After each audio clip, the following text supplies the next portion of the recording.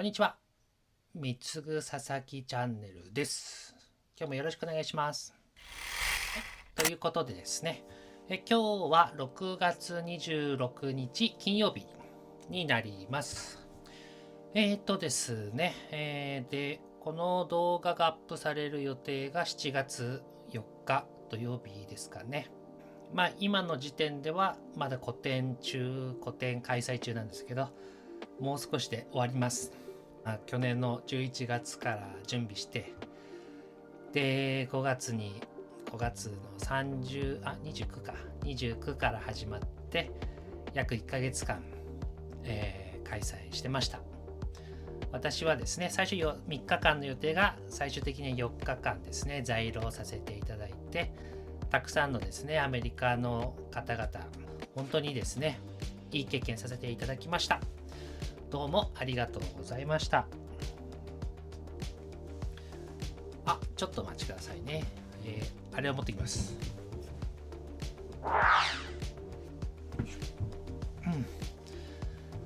はい、すいません。これ持ってきました。これですね。今回の個展で、私が、パンフレットみたいな感じで、佐々木貢って誰みたいな、ボロって何みたいな、そういうのをですね、簡単に皆さんに来ていただいたギャラリーに来ていただいた方々にちょっと説明するような感じで作ったんですけど、で今回ですね、この、私の個展、テーマがありまして、それがアンチパーフェクトっていうテーマでやってました。で、確かちゃんと細かくですね、お伝えしてないんじゃないかなと思ったので、今回の動画はですね、アンチパーフェクトの意味をですね、お伝えしたいなと思います。それがですね、ここに書いてあるんですけど、ただちょっと英語なんですよ。一応読んでみますね。アンチパーフェクト。アンチパーフェクト represents imperfection incomplete 自分で作ったんですけど読めないです。Game over。なので、自分の言葉でですね、これこんな感じでアンチパーフェクトを定義したいですっていう感じで AI に投げてギャラリーに来ていただける方々に向けの文章にしてもらったので、ちょっと私の英語力ではちゃんと発音ができないので、日本語でですね、説明したいと思います。はい、すいません。で、アンチパーフェクトですね。なんでアンチパーフェクトっていうタイトルに自分がつけたのかと言いますと、まずですね、この古典のテーマアンチパーフェクトは、この古典だけで終わらせるテーマではありません。これはですね、私のなんて言うんでしょうね。例えば、みつぐ佐々木アンチパーフェクトみたいな感じで代表した名前というか、テーマというか、もう今後私が引退するまでずっと掲げていこうと思う根っこになる部分の言葉です。で、このアンチパーフェクトっていうのを何かと説明しますと、まずちょっと遡ることを、私が古着屋をやってた頃の話ですから始めたいと思います。自分がまだ28歳のまだ若い時ですね、古着屋を始めてですね、最初はカナダとタイに買い付けに行って、ファッションの流行とかをチェックしつつ、いわゆるレギュラー古着と呼ばれる、値段も安く買いやすい、流行にも沿った古着屋をやってたんですよ、最初の方は。で、その後ですね、東日本大震災があって、で、それを機にだったと思うんですけど、その年にですね、私たちはフランスへ行きました。それはですね、やっぱりなんかもっとシーズンごとに終わる洋服よりも長く着続けられる服あとは何ですかね、流行に惑わされない古着を買いたいなと思って、それでヨーロッパに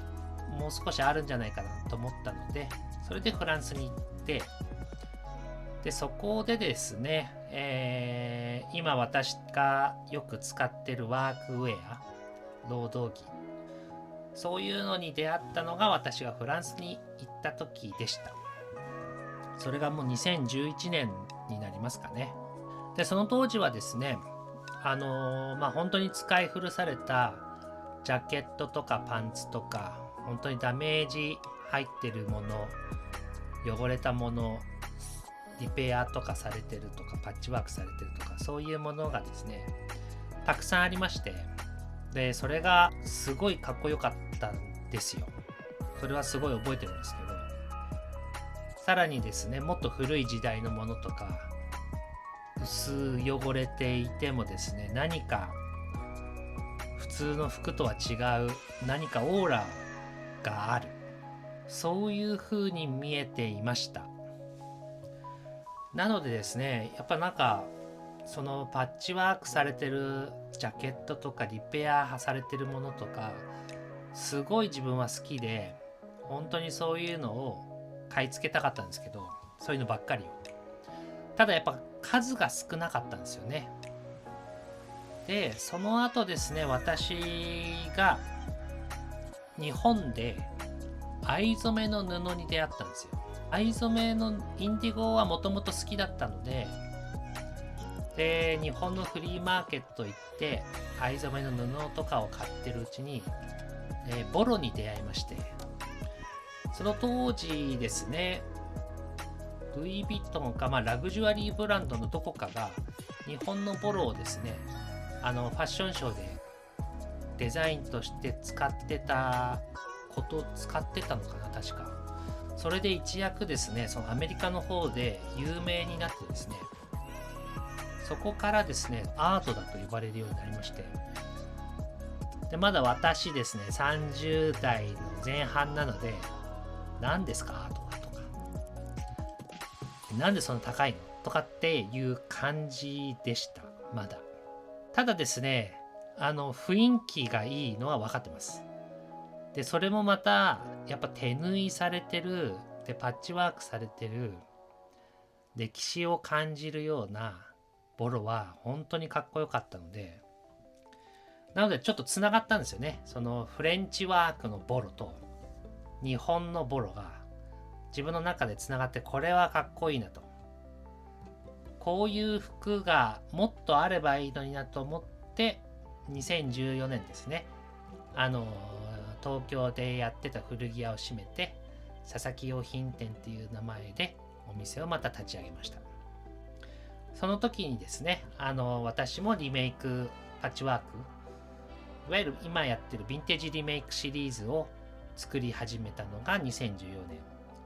年、今から12年前ですねに、私もリメイクを作り始めました。でその頃からですね、もうすでに私はですね、手縫いでパッチワークをしてまして、これなんでかって言いますと、オリジナル50年前とか60年前のリペアされたワークウェアは手縫いが多かったんですよ。ヨーロッパの特にフランスのものもミシンで直してあるやつも中にはあったんですけど、どちらかっていうとですね、手縫いのリペアの方が私は魅力を感じまして、もうすごい美しいと、かっこよすぎる、そういう風に思ってたので、最初からですね、自分がリメイクし始めるときは手縫いでやろうと思って、それで刺し子糸を買って、刺し子の針を買って、で手縫いをし始めてリペアをしました。でそこからもう12年経つんですけど、今見返しても今とあんまり変わらないです。ほとんど変わんないですかね。手縫いしてるし、やっぱり昔からですね、その綺麗に作っちゃうとなんか狙ってる感じっていうんですかね。私が参考にしてたのは偶然できたものというか、狙ってないというか、昔の修理された服っておそらく働いていたお父さんやそういう人たちの服を縫って手直ししてまだ着てくださいっていう感じでリペアをしてたものを私はすごく好きで、それはですね、いわゆる奥様たちお母様たちが、プロではない感じの縫い方をしてるんですよね。なのでちょっと雑なんですよ。もうそこに私は愛情を感じまして、それをやりたいと。ということで、まずは綺麗に縫わない。偶然っぽい感じにする。だからリペアはやはりですね、自ら傷つけるとか、自ら穴を開けるっていうことはほとんどしなくて、できる限り自然にできたダメージの部分を自分がパッチワークしたり、手縫いで補強したり、そういう風にやってるのが今のヴィンテージリメイクシリーズです。で、そこからですね、スーパーボロボロコレクションとして、日本のボロを再現した洋服、100年前の布を100年後の世界にも残したいという気持ちもあり、それでですね、スーパーボロボロコレクションを作って、ヴィンテージリメイクシリーズスーパーボロボロコレクションを、2014年から2019年、20年になる前の間にですね、自分で作り始めました。で、その後ですね、コロナ禍になりまして、世界中がストップした時期ですね。あの当時ですね、自分の中でも一つの転機になると思うんですけど、アートにちょっと興味を持ち始めました。で、その当時ですね、コロナ禍になってたくさんの人が泊まっている中、私が YouTube の中で出会ったのがですね、村上隆さんが喋ってる動画でした。名前だけはですね、昔から知っていたんですけど、ただ、なんでしょう、そのアニメっぽい絵を描いている人としか認識はしてなかったんですが、ただ村上隆さんのですね、1時間以上話してるものを、見て聞いて、ですごいなっていう印象だったんですよね。アイデアたくさんあるんだろうなとか思っていろいろ追いかけてました、勝手に。そんな中ですね、村上さんが提唱したというかテーマとしてるんですかね。それがスーパーフラットっていう、二次元というか平面というかアニメとか漫画とか浮世絵とか全部その平面のそういうことを世界に伝えたいのか、多分深い意味はたくさんあると思うんですけど、今ちょっとね、うまく説明できませんが、そのスーパーフラットっていう言葉がめちゃくちゃいいなと思ったんですよ。もう喋れないけど説明できないけどなんとなく言ってることはわかると。この鑑賞側からして村上さんの絵を見てスーパーフラットって聞いて、ああわかるっていう感じですか。それをですね、自分の洋服、自分のテキスタイルアートにも欲しかったんですよ。それで、今回の個展でテーマを作りたいなと思って、でいろいろですね、考えて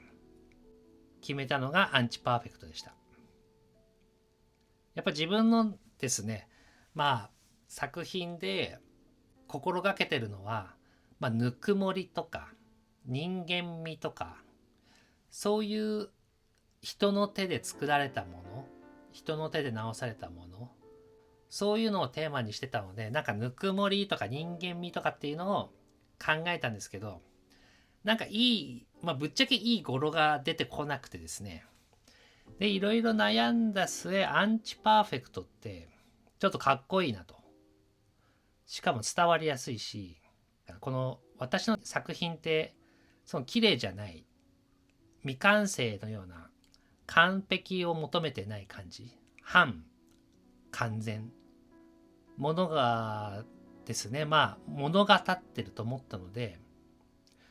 確かにこれかなと思ってで、今回ですね、そのニューヨークの個展、三つぐ佐々木ソロエキビジョン、アンチパーフェクトっていう感じで、皆さんにこのパンフレットですね、お見せしました。そしたらですね、お客様方ですね、これはいいと、わかるっていう反応を示してくれまして、まさにその村上隆さんのスーパーフラットのような語呂が自分にもできたと思いました。なので今後ですね、三つぐ佐々木はですね、の一つの、根本にあるテーマは、アンチパーフェクトでいきます。ぜひよろしくお願いします。で、アンチパーフェクトの定義というか、どこのことを言ってるのかって言いますと、まず一つは、見た目。美学の方からですね、言いますと、アンチパーフェクトは、ダメージとか、汚れ、ほつれ、あとはデコボコした縫い目ですか。このまっすぐ綺麗な縫い目じゃなくて、もう右行ったり左行ったり、短かったり長かったり、そういうですね、不器用さ。これらがですね、普通のファッション業界からすると、B 品、欠陥と呼ばれるものなんですけど、私が思うにですね、これは欠陥ではなくて、人間の存在した証とか歴史、これを感じることができる作品。そして価値観から言いますと、アンチパーフェクトっていうと、そうですね、捨てられたものとか、あとは無価値なもの。あとはですね、今私が使ってる古着のような使い捨てられたもの、労働着。そういうものにですね、私は今、命を吹き込んでいるような。ただそしてですね、命を吹き込んで生き返らせて、で、唯一の存在にしていく。それらはですね、完璧なものよりもですね、そっちの、不完全なもの、無価値とされてきたけど、生き返らせられたもの。でもまだ綺麗じゃないけど、そこには美しいという、アンチパーフェクト。実はこっちの方が長く生き続けられるんじゃないかな、と思っています。なんかですね、それら、スーパーボロボロコレクションでしたらですね、数百年、100年前ぐらいの布と50年前の服を合わせた。そしてこれがですね、100年後の未来に残り続ける。その間にですね、50年先ぐらいになったらちょっとダメージ入るかもしれません。でもそこにまたですね、パッチをしたり、あとは色あせして色が変わったりとか。でもこの経年変化っていうんですか、この変化し続けるもの。これはですね、そういう存在の方が長く価値につながるんじゃないかなと思います。完璧なもの、綺麗なものとか、完璧すぎるもの。これらはですね、どんどん朽ちていってしまうので、逆に今、アンチパーフェクトになったものの方が、今後の世界に残り続ける、そういうですね、思いでやりたいと思います。っていう感じがアンチパーフェクトの定義です。わかりましたかね。なんかちょっと説明が下手っすね。すいません。感じていただければ嬉しいです。2026年6月ですね。もう終わりますね。で、個展も終わって、今年はあとは地道にですね、本当にニューヨークでたくさん販売させていただきまして、今自分の在庫ほとんどなくなったので、また地道にですね、制作して次の個展できるようにまた貯めたいと思います。でもですね、その間にですね、またすぐネットショップ、オンラインショップをですね、再稼働して、また日々インスタに新作も上げて、地道にですね、少しでも多くの人に三つぐ佐々木の作品が届くように心がけていきます。はい。で、来年ですね、またどっか、できればアメリカの西海岸とかで個展できたらいいな、誰かいないかなと思いながらですね、